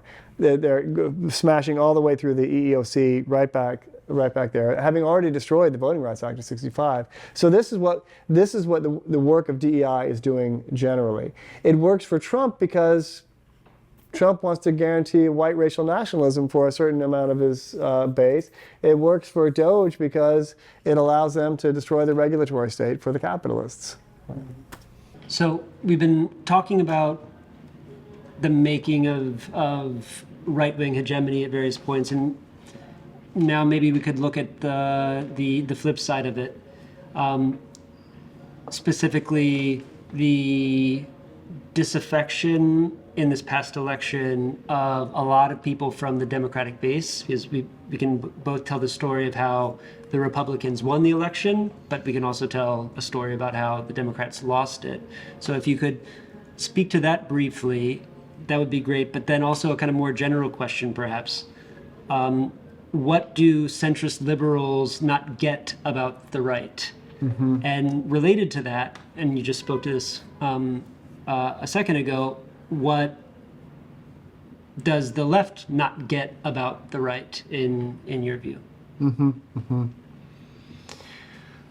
What was the first question again? The first question was about the disaffection of the Democratic base, which then will lead to the kind of more general question of like, what are liberal centrists not getting about the right such that this disaffection could happen in the first place? So it's not only what they do wrong, but what they do not see. Yeah, what they don't see, yeah. I think, it's easy. People love to project onto election results their pet theory of what happened, right? Everybody does it. Liberals do it, leftists do it, everyone has their story. And the problem is there's no way to really do that, accurately, because what you have is an aggregation of hundreds of thousands or millions of individual decisions that get made, right? And they get made in 1,000 different ways, even in the head of any one individual, about why they're going to vote the way they do. Plenty of people weren't paying attention until the last minute. Plenty of people, voted in a way that they probably weren't necessarily deeply connected to or committed to as a politics. Maybe it was, for some people, it was about inflation or egg prices or just kind of a general frustration with the Democrats or a disliking of Biden or a disliking of Harris. For some smaller portion, it was Palestine. I think it's very easy to overstate that. But really, it's like I think the question is not really, in some ways, not a straight-ahead question about how Republicans won or how Democrats lost. But the question it does leave is, what didn't the Democrats do to provide a substantive vision that could compete with the Republican Party? I mean, it's also true that Republicans have a lot of advantages in terms of control of a media space, which seems to have mattered quite a bit. So in Pennsylvania, for instance, Democrats had an extraordinary ground game. This door-knocking campaign, this street by street canvassing, and a very complex operation that involved thousands and thousands of volunteers who were fanning out across that state from Philly to the foothills of the Appalachians, doing this kind of door-to-door work. Republicans did none of that, and they won Pennsylvania anyway. And Pennsylvania is not a given that it's a Republican state. So partly what that shows is that in that context, the media space really was, is people say you can't win elections on media, but really, you probably partly can, right? Between Fox News all the way rightward into, really richly, algorithmically enhanced, conspiracy theories. There is, that makes it difficult for, for Democrats in that situation. But nevertheless, even so, what Democrats have not offered a substantive response to the crises that we're in. And so this is a problem at different levels, right? So Democrats are forced to, and liberals and even people on the left, we're forced to defend institutions that are no longer viable institutions. The institutions of liberal democracy cannot confront the crises, the multiple crises, or polycrisis, as some people like to say, that we now are faced with. The Congress can't do it. The courts can't do it. The executive branch pings back and forth between 1,000 executive orders this way and then 1,000 executive orders that way. State legislatures can't deal with it. This court system can't deal with it at the state level or the national level. There are the federal bureaucracy can't deal with it. The crises of capital and of ecological collapse and of artificial intelligence and social media and on and on and on and on. These are not things that are in a terribly unequal society that's becoming more unequal all the time. These institutions can't manage it, right? But Democrats are the ones left defending these institutions, while Republicans are the insurgents against them. There is extraordinary political energy and vision on the right at a dense intellectual level as well as at an affective level in terms of offering alternative fantasy worlds of what life could look like that provide meaning, that allow you the incredible pleasurable feelings of anger and grievance. Those are deep psychological pleasures, right? And the idea of what fun it is to be a conqueror, and they have all of American history's worst elements of patriarchy and white supremacy to draw on to make that case. So the left liberals and the left are in a very difficult position in regard to that. I think, and so there's no easy answer, particularly because we also we have a Democratic Party that is, as I said earlier, not open to its left-wing insurgent base or insurgent elements of a base that's donor-controlled, that's elitist, which is top-down and unwilling to shift or move. We saw it happen twice with Sanders. It just will not allow insurgent candidacies, will not allow very popular opposition to free market capitalism. So the Democratic Party itself is not an institution that can do this work for us now. So that puts us in a very difficult position vis-a-vis the growth of American fascism. Now that the Republican Party is controlled trunk to tail by fascist elements, from the county level all the way up to the White House. So I don't have good answers to that, but I think that's would be my diagnosis of where we stand at this moment. Which leads to our last question, which is based on the fact that in late January, so a few weeks ago, there was a big demonstration in Argentina against Javier Milei, the libertarian president of Argentina. And it was a trans-feminist-led demonstration. It was huge. And the slogan was remarkable because the slogan drew on something that both Trump and Milei love to say: there are only two genders. And the slogan of the demonstration was, there are indeed only two genders: fascist and anti-fascist. And so this leads to a double question. The first one, to which you have in part responded, but maybe a little more rumination could come with it. Is it fascism? Mm-hmm. What we're experiencing here, what they experience in Argentina, what is growing very quickly in Europe right now, what we have with Modi, what we have with Erdogan, what we have in Israel, and so forth. Is it fascism? Is that the right word? Because some people, from Biden to others, talk about oligarchy rather than fascism. Mm-hmm. So how these two can be articulated.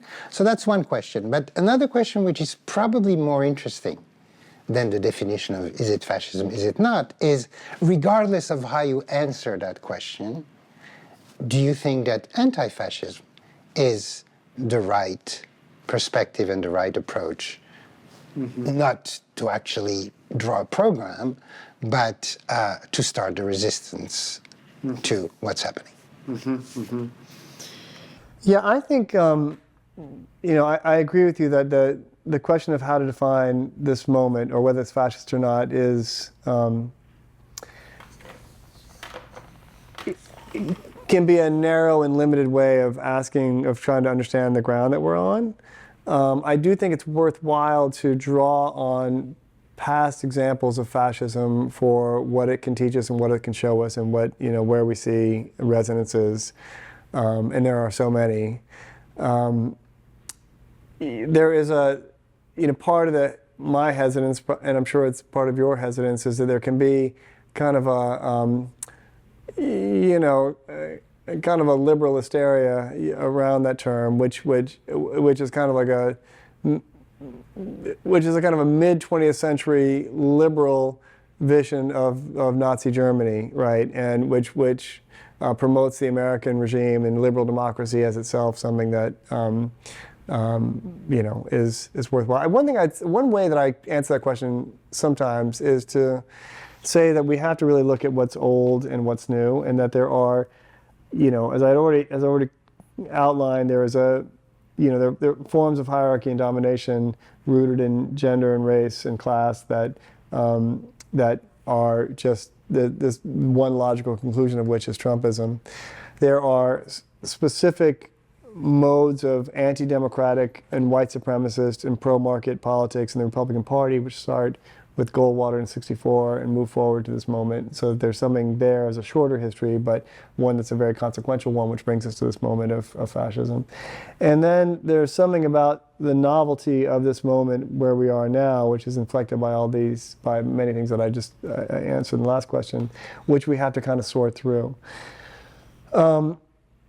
You know, in the American regime, it's a federalist system, and there's a lot that can happen at the local and state level, and there's forms of resistance that can happen there, and it's a big country, and it's not so easy just to have regimented forms of authoritarian rule, you know.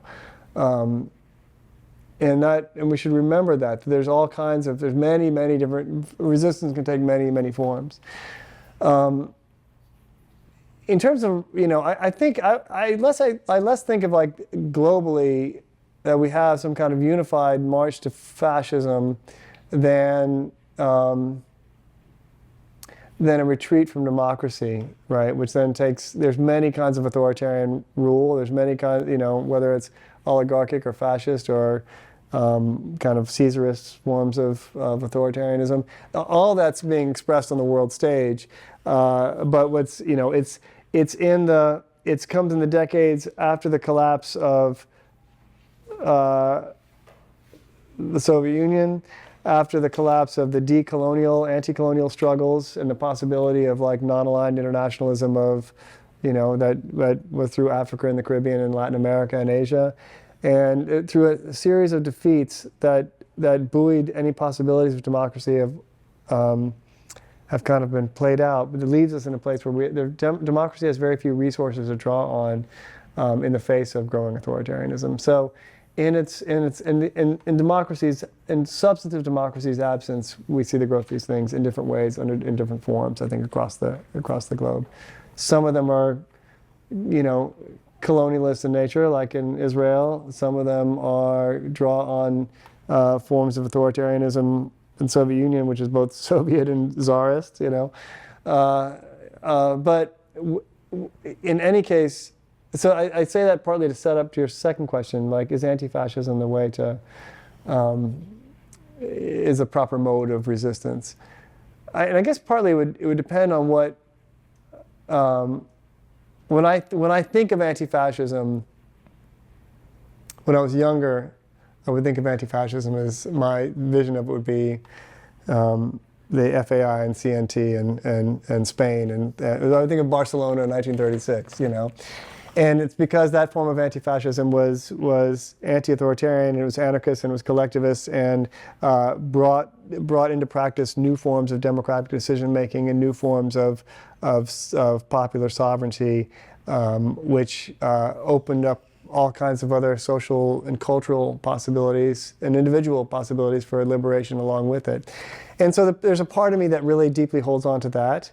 I think there are elements of spontaneous, you know, anti-colonial resistance and anti-racist resistance versions of in the developed world context. I think of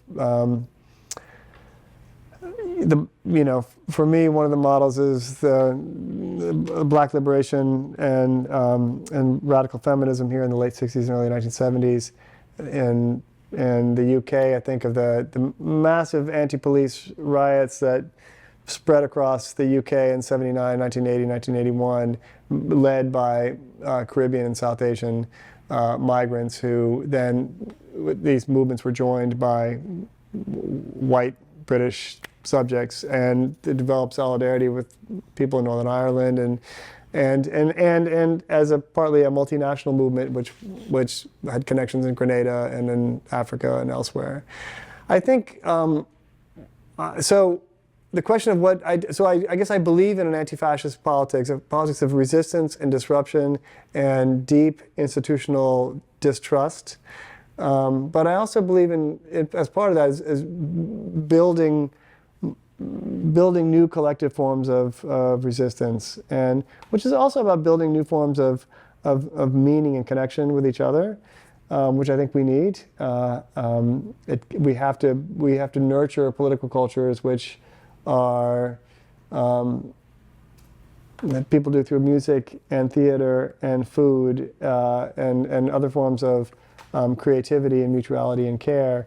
And I'm not sure that's enough, but it may be that what we're headed into is a long crisis, which is an ecological crisis and an economic crisis and a global militarized crisis that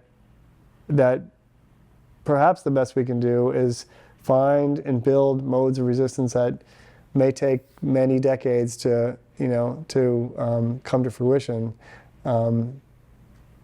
But I don't think we get there through liberal politics, and I don't think we get there through the Democratic Party, and I don't think we get there through, a collection of sectarian organizations on the left that imagine they speak for the working class. So I don't know if that's a good answer, but that's. No, it's a very hopeful note to end on. You always have to end these things on a hopeful note. Like no matter how grim it gets, it's like every article in a socialist magazine always has to end with the possibility of the international proletariat coming in. You just said we were not there. Yes, We clearly are not there. Well, thank you. Yeah. Well, thank you both for such great questions, and it's a privilege to be able to just talk like this too.